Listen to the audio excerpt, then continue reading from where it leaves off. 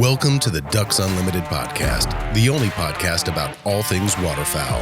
From hunting insights to science-based discussions about ducks, geese, and issues affecting waterfowl and wetlands conservation in North America, we bring the resource to you. The DU Podcast with your hosts, Chris Jennings and Dr. Mike Brazier. Hey everyone, welcome to the Ducks Unlimited podcast. With this being our first show, the real kickoff of this long-anticipated venture, I'd like to make some quick introductions. We'll kind of run through what this podcast is going to be about, what we're doing, who we are. First of all, my name's Chris Jennings. I'm the senior editor of Ducks Unlimited magazine. I'll be one of several hosts on this podcast, and we'll have multiple stages of the show, multiple variations, and also multiple hosts to bring you several different layers of information. A little bit about me. I'm a lifelong hunter. I grew up in west central Indiana. My passion for ducks began when I was about 15 when a friend took me duck and goose hunting. It truly was a life-changing experience. I tell that friend all the time that duck hunting has now consumed a majority of my time ever since, and now it's really, working within Ducks Unlimited, a conservation organization, and for the magazine, it really does consume. It's a part of who I am. But this podcast isn't just going to focus on hunting. What I've realized in my 12 years working at Ducks Unlimited is that there's so much behind-the-scenes research that's put into DU's work that it sometimes becomes difficult to share all of the cool science, even with the vast organizational reach that we have as far as media layers, TV show, magazine, things like that. It's still difficult for us to share some of the cool stories. So as a duck nerd, I've always wanted to learn more, always wanted to learn so much more about ducks and geese as a hunter, and this platform is going to bring research and science to the forefront. Most importantly, to start off, I want to introduce Ducks Unlimited waterfowl scientist, Dr. Mike Brazier. He'll be serving as a co-host and the science counterpart of this whole operation.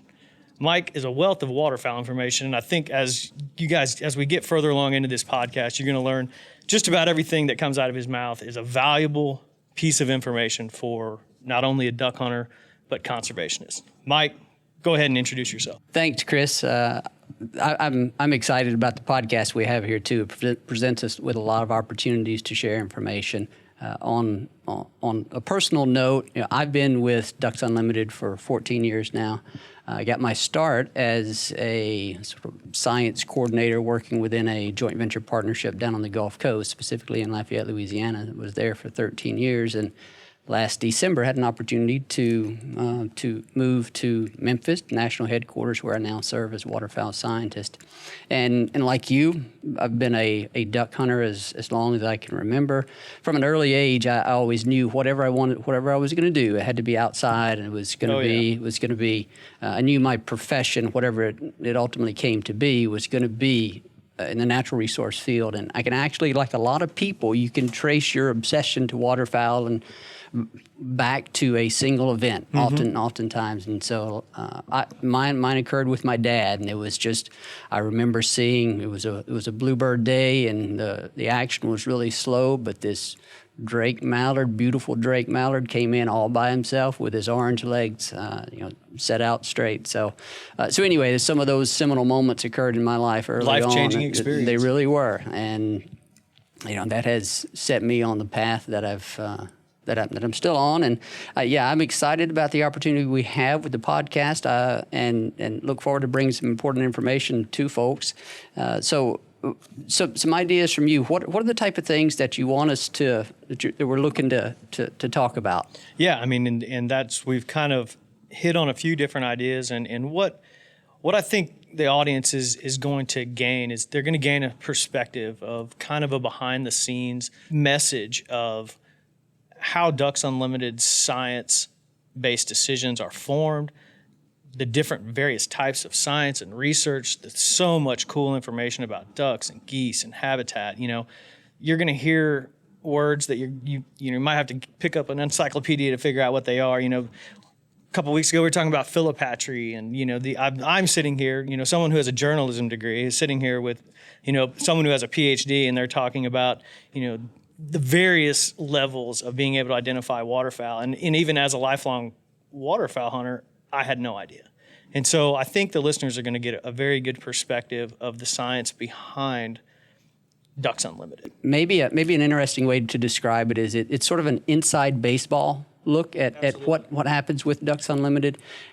how we participate in various research endeavors, how we then use that information to inform our conservation efforts, whether that be better understanding of waterfowl needs, habitat needs, what it is they're doing at certain times of the annual cycle, and what kind of resources are most in need by waterfowl. Those type of, in some cases, basic understanding of waterfowl and wetland ecology we'll have an opportunity to talk about. I think we'll even be able to bring in a lot of our research partners and have them talk about specific examples of research that's occurring across the country. And so that's another important thing that I think we want to accomplish is there's going to be a very diverse regional perspective. We're not going to restrict this to anything to just one region. We're going to try to go across the continent. Yeah, it'll be all over the continent, and which makes perfect sense. I mean, someone who sees a mallard in Missouri, that mallard has habitat needs in other places throughout the continent. I mean, it's, potentially coming from the prairie pothole region of Canada, or even the boreal,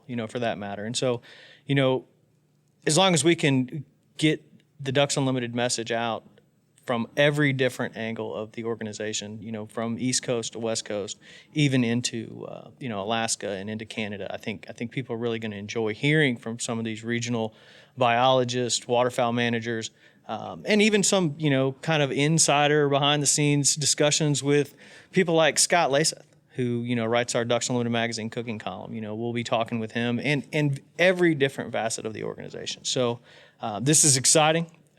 Mike, you had mentioned the connection to the resource, something that, not only does this podcast, in our hopes, this podcast will provide people with information that they didn't know about Ducks Unlimited or even ducks and geese and habitat, but it's also going to provide, a connection to the resource that makes all of this a little more special. Can you kind of elaborate on that?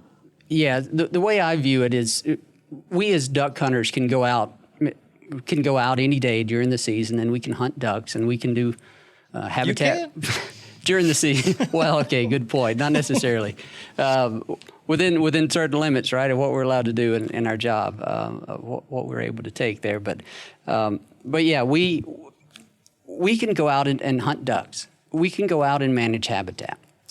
Personally, I think we derive greater enjoyment, a greater connection to that resource the more we know about that resource, why it is we're doing a certain habitat management technique, how it meets the needs of birds during a given time of the year. And as you mentioned, where these birds are coming from. What are the different migratory strategies they're using? The more we understand about the struggles these birds go through throughout the year, to me, it gives me a greater appreciation and it gives me greater connection to that resource. And so the more you know, I think the stronger that connection and hopefully the more you appreciate the work that all of our members are a part of, and in the way Ducks Unlimited, our staff and our biologists and all of our partners translate that into good conservation work on the ground. I hope it develops into a greater appreciation for all of that work. Yeah, and just some of the simple things like waterfowl identification, blue-winged teal. You guys are probably going to hear some from Mike about identifying blue-winged teal, and if that's right, and so that'll be in an upcoming podcast. And I was kind of noticing this weekend as I was looking on Facebook or some of the other social media platforms, and I was thinking about the podcast that we did. It's going to allow people to hopefully allow people to learn how to determine the age and the sex of a blue-winged teal simply by wing characteristics. So you can look at a friend's Facebook post of the teal that they shot this past weekend, and if you happen to get a glimpse of one of the wings, you can write in your comment, "Hey, I see you have an adult male or an adult female blue-winged teal there," and so then it's a way for you to impress your friends. So hopefully that's the type of information that we'll be trying to bring to our listeners. Mike, I look forward to doing this with you. This is going to be an exciting trip, and looking forward to have everyone along. Thank you for listening to this episode of the DU Podcast. Be sure to rate, review, and subscribe to the show, and visit www.ducks.org/DU Podcast for resources based on today's topics, as well as access to more episodes. Until next time, stay tuned to the Ducks.